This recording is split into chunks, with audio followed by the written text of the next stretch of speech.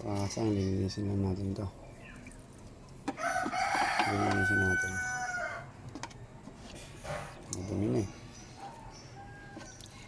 Hindi na natin papalitan ng tubig yan. Nagdag lang tayo.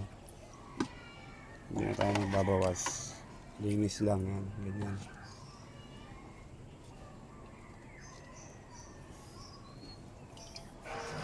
Baka maitanong mo kasang kung bakit may mga tubo dyan.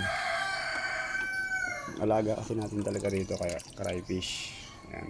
Ayan o. Ito mabakasa ngayon yung cryfish natin o. Yun o.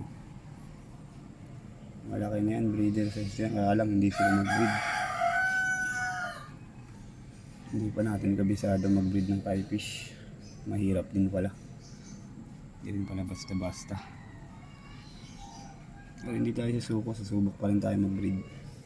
3 yan sila dito. 3. Ayan. Ganyan lang magawa ng bahay-bahay nila yan. Yan.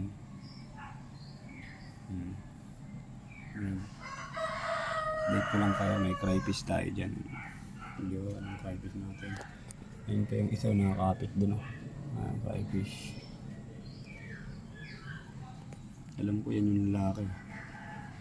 Inis lang natin yung itsura niya sa ilalim. Kanina puro halaman kasi yan. Ito na yung mga halaman, tinanggal natin oh.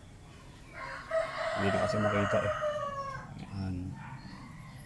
Sige na kasang, dito na lang muna. Salamat.